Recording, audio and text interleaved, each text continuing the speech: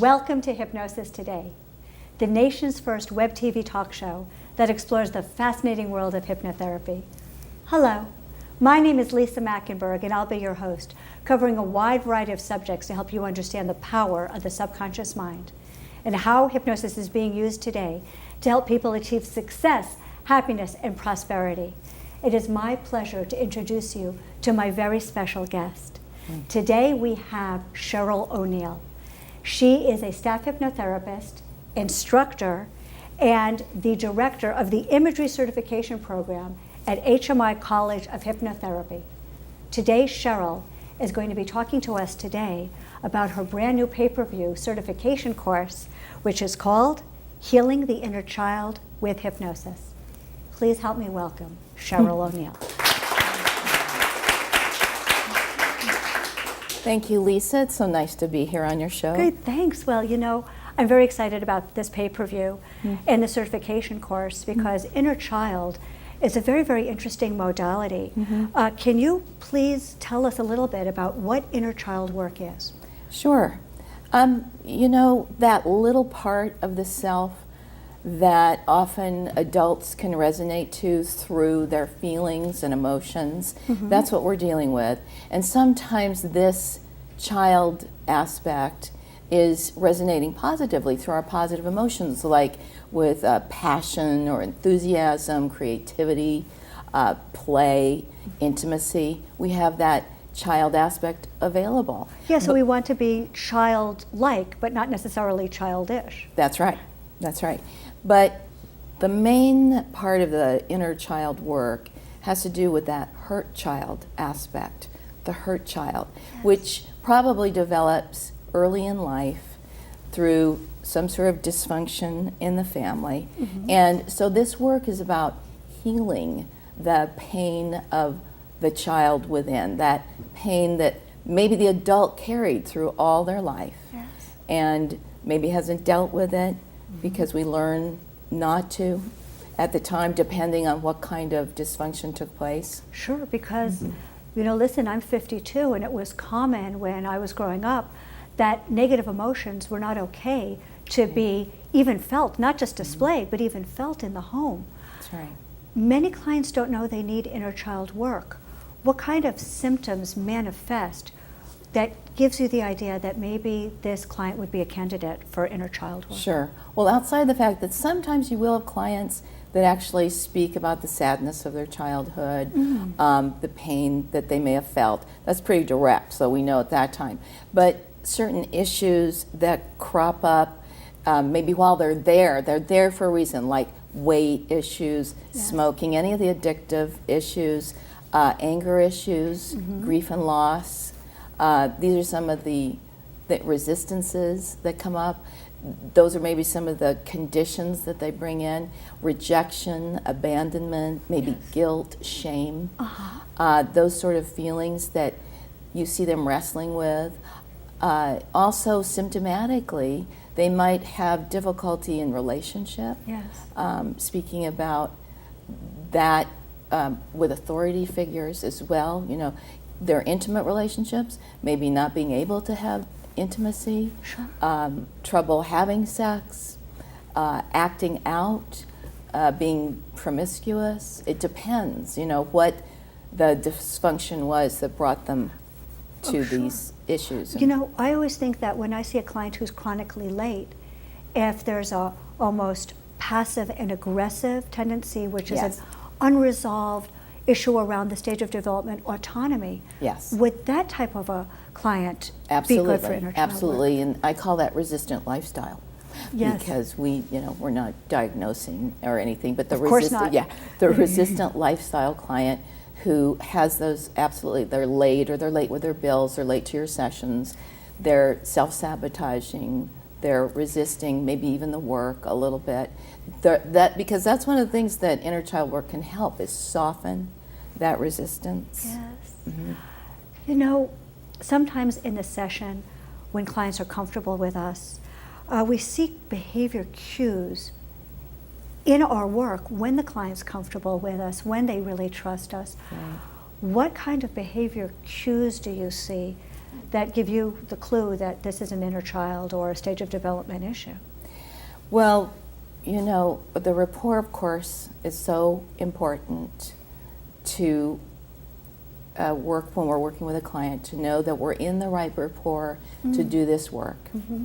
And the behavioral clues that could happen that they bring in, like, oh, I raged at my significant other last night, or I blew up at my boss, or I had uncontrollable crying and I don't understand why.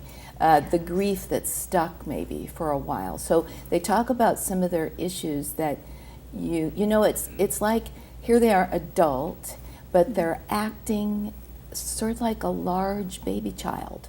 Yes. You know, and so it becomes inappropriate behavior for an adult.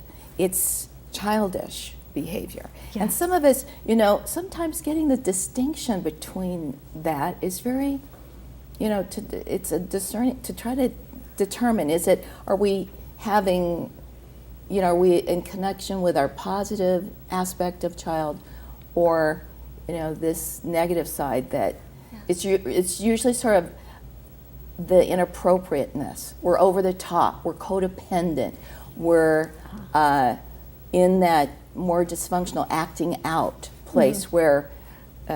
Sure, so we see that this client doesn't have the type of containment or self-regulation that you would expect from an adult. Yes. So now that we know what it is and we know how, what type of symptoms it can help and what some of the behavior clues are, take us through the modality of working with the inner child. What kind of inductions do you use? Well, you know, I use a standard progressive, but maybe what we're going to do to find out a little bit about doing this type of work first, down the stairway, have them look through a glass door, that they don't connect with the child, but they see the child within. That's a gentle way to start, to just sort of have them observe the child and what feelings come up, what do they notice, how old is the child, that kind of thing. And we're kind of guiding them through that. Another way would be to do a gentle child meeting. I particularly like this because it's so client-centered. You ask the client before we go in what would they might like to meet up with the child, because you've explained a little bit about this work, and see if they resonate to it. And would they like to go to a special place or a secret hideaway that they knew of the child, or some other place? And sometimes maybe it's just spontaneous. And we walk them in to create the place through the progressive until they're there, and then allow the child image to appear and just notice about it and get a description. This is an interactive approach. It can be done in immersion or it can be done interactively. But when you pull from the client, you get their right on the spot experience with it. And so they describe the child. While they're in hypnosis? Yes. So it puts it as a little lighter hypnosis because they're talking, but the further down through the process we go, the more involved they become. It enriches the involvement. And they describe the main quality that they feel from the child and how they feel by being with a child. And then we start seeing if we can embrace a conversation with a child by asking them, what does a child seem to want from you? What does the child need from you? And what are the child's concerns? And we get this kind of input, and then what you might do now, we say to the client, now that you know what the child needs and wants, are you willing to give them that? You know, and so we start establishing a bond that's we're not directing them with it, it's coming from them, which is a very gentle way to start. When we are about to do our count out, do you put any post-hypnotic suggestions to bring the insight or even the ability to self-regulate up out of the hypnosis and into the present world? Yes, it depends. If it's an interactive, I might, towards the end, I'm going to have them bring themselves back into the whole integration of themselves, you know, because this is basically about building that bond with the part of yourself that maybe you haven't had connection with all this time, and it's building self-love. is building self-trust. It's building, sort of helping to heal maybe the misconnections and the dysfunctional part that happen with those early developmental stages that we talked about. But you want to give them that feeling that they're coming back to their whole integrated being. Yes. Then right after, when they're up and out, ask them, now you might not know right now, but I'd like you to think about how you might ground this into your reality of today. Next steps. Sure. What might the next steps be? Cheryl, I feel like we've just scratched the surface. Yeah, kind of. But it was a wonderful introduction. Oh, good. And I know that everybody is going to want to take the new pay-per-view certification course, Healing the Inner Child with Hypnosis. And imagery. And imagery. And I know that everybody can reach you by looking up Cheryl O'Neill on hmigrads.com. Well, we need to hold that thought for a moment because we are going to take a short break. But please stay tuned because when we come back, we're going to meet another HMI instructor and learn about how we can use children's books with our adult clients. Stay tuned. Thank you. Hypnosis. Please help me welcome Cheryl O'Neill. Thank you, Lisa. It's so nice to be here on your show. Good, thanks. Well, I'm very excited about this pay-per-view and the certification course because inner child is a very, very interesting modality. Can you please tell us a little bit about what inner child work is? Sure. That little part of the self that often adults can resonate to through their feelings and emotions, that's what we're dealing with. And sometimes this child aspect is resonating positively through our positive emotions, like with Have Cheryl O'Neill.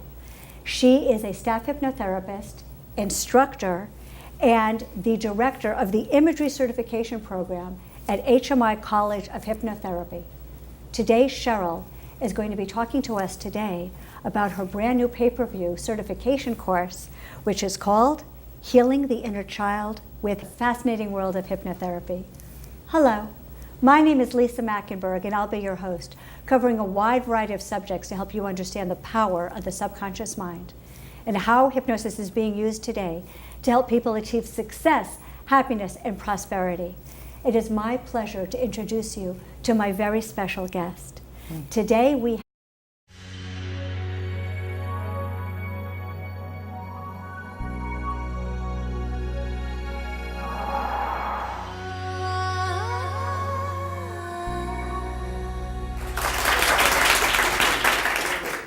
Welcome to Hypnosis Today, the nation's first web TV talk show that explores the